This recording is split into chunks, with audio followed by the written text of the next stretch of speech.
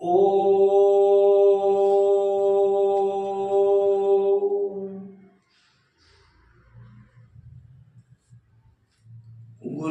ब्रह्मा गुरु विष्णु गुरुदेव महेश्वर गुरु साक्षात् परम ब्रह्म तस्मै श्री गुरवे नमः। जय जगन्नाथ जय जगन्नाथ जय कला जय कला। संगीत साधना भारी कष्ट। आज कालिका पिला माने सारे आसिक बस पहुंची पारना हौ से आसवा भितर टिके अलंकार टिके करिया।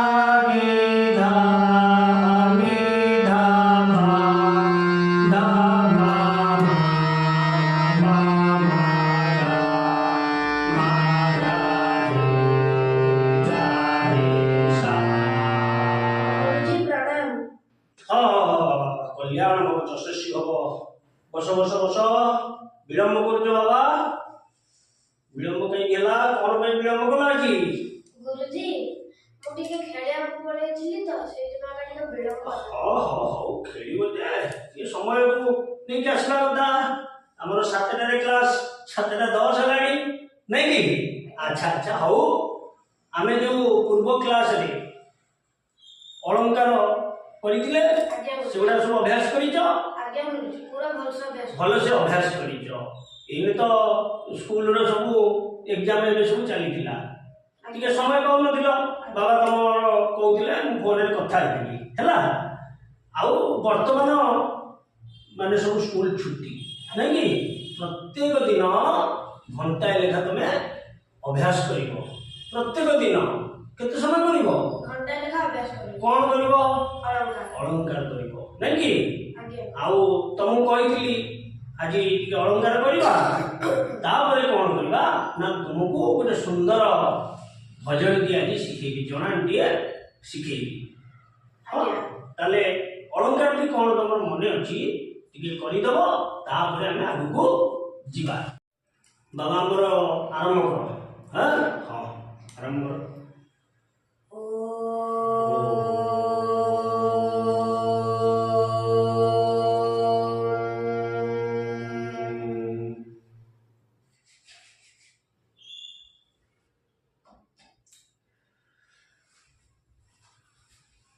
हो बाबा यशस्वी हो यशस्वी हो यशस्वी हो।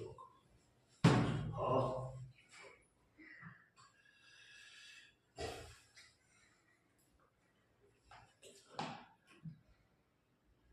सा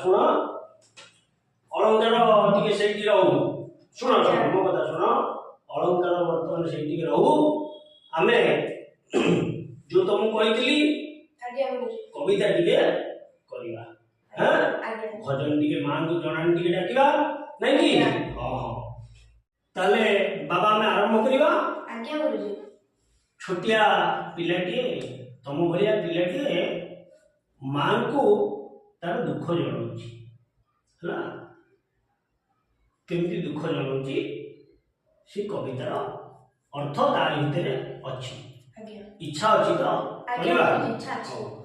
ବର୍ତ୍ତମାନ ମୁଁ ମୋର ଖାତା ଟିକେ ବାହାର କରେ କାଶ ହଉଛି ଥଣ୍ଡା ଜିନିଷ ଖାଉଛ ମୁଁ ତମକୁ ବାର ସବୁ ମନା କରିଥିଲି ସଙ୍ଗୀତ ପିଲା କୋଲ୍ଡ ଡ୍ରିଙ୍କସ୍ ଆଇସ୍କ୍ରିମ୍ ଏଗୁଡ଼ାକୁ ଆଭଏଡ୍ କରିବେ ମାନେ ତାକୁ ଖାଇବେନି କେତେବେଳେ ଦରକାର ହେଲେ ଲେମ୍ବୁ ପାଣି ଟିକେ ଲେମ୍ବୁ ସରବତ ହେଲା ଘରେ ମାମାଙ୍କୁ କହିବ ଲେମ୍ବୁ ସରବତ ଟିକେ କରିଦେବେ ଆଜ୍ଞା ହଁ ନହେଲେ ଭୁସି ମିଶ୍ରି ତାକୁ ପିଇବ ହେଲା ଯୋଉଟା ଏନର୍ଜି ତମକୁ ଦବ ଆରେ ଗଳାଟା ତମର ବସିଯାଇଛି ଏନେ ଅଳଙ୍କାର କରୁଥିଲ ହାରମୋନିୟମ ସ୍କେଲରେ ତମ ଟୋନଟା ଯାଉନଥିଲା ମୁଁ ଅବଜର୍ଭ କରୁଥିଲି ଶୁଣୁଥିଲି ହେଲା କଥା ଟିକେ ମାନିବ ଆଜ୍ଞା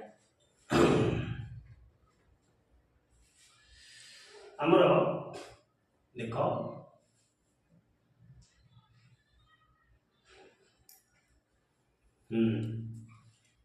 ମୁଁ ପ୍ରଥମେ ମୁଖଡ଼ାଟି ଗାଉଛି ଆଜ୍ଞା ତମେ ସେଇଟାକୁ ଭଲ ଭାବରେ ଶୁଣ ତାପରେ ମୁଁ ଯେତେବେଳେ କହିବି ମୋ ସହିତ ତମେ ଗାଇବ ଆଜ୍ଞା ମୁଁ ଏକ ମାନିଆ ଟିକି ଚଢ଼େଇ ମୁଁ ଏକ ମାନିଆ ଟିକି ଚଢ଼େଇ ମା ତୋ ପଞ୍ଜୁରୀରେ ଯାଇଛି ପଡ଼ି ମୁଁ ଏକ ଅମାନିଆ ଟିକି ଚଢ଼େଇ ମୁଁ ଏକ ଅମାନିଆ ଟିକି ଚଢ଼େଇ ଷ୍ଟ୍ରେଟ୍ ବସିବ କୁହାହେଇଥିଲା ସଳଖ ବସିବ ମୋ ସହିତ ବୋଲ ଆଜ୍ଞା ମୁଁ ଏକ ଅମାନିଆ ଟିକି ଚଢ଼େଇ ମୁଁ ଏକ ଅମାନିଆ ଟିକି ଚଢ଼େଇ ମା ତୋ ପଞ୍ଜୁରୀରେ ଯାଇଛି ପଡ଼ି ମୁଁ ଏକ ଅମାନିଆ ଟିକି ଚଢ଼େଇ ମୁଁ ଏକ ଅମାନିଆ ଟିକି ଚଢ଼େଇ ଇଏ ହେଲା ଆମର ମୁଖୁଡ଼ା ହେଲା ଆମେ ବର୍ତ୍ତମାନ ଅନ୍ତରା ପାର୍ଟକୁ ଯିବା ଅନ୍ତରା ପାର୍ଟଟି ମୁଁ ପଢୁଛି ତାକୁ ତମେ ପ୍ରଥମେ ଭଲ କରି ଶୁଣ ତାପରେ ମୋ ସହିତ ତମେ ଗାଇବ ବୁଝିଲା ଆଚ୍ଛା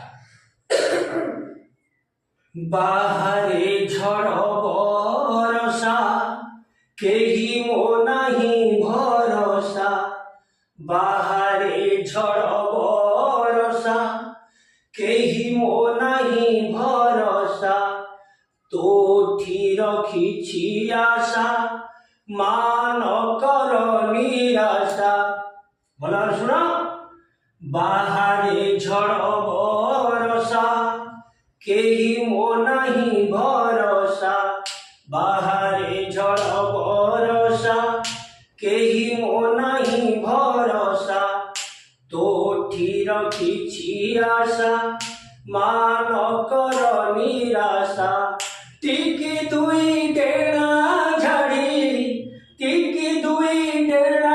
ଝାଡ଼ି ଶିଖିନି ଉଡ଼ି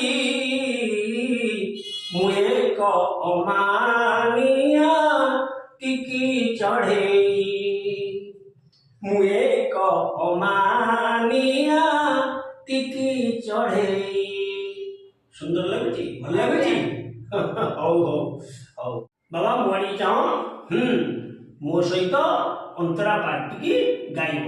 ଆଜ୍ଞା ଯିବା। ଆଜ୍ଞା ଯିବା। ବାହାରେ ଝଡ଼ ବରଷା କେହି ମୋ ନାହିଁ ଭରସା। ବାହାରେ ଝଡ଼ ବରଷା କେହି ମୋ ନାହିଁ ଭରସା।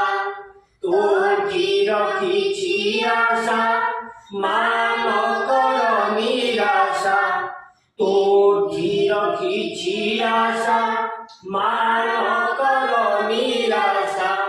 ଟିକି ଦୁଇ ଡେଣା ଝାଡ଼ି ଟିକି ଦୁଇ ଡେଣା ଝାଡ଼ି ଶିଖିଲି ଉଡ଼ି। ମୁଁ ଏକ ଅମାନିଆ ଟିକି ଚଢ଼େଇ। ମୁଁ ଏକ ଅମାନିଆ ଟିକି ଚଢ଼େଇ।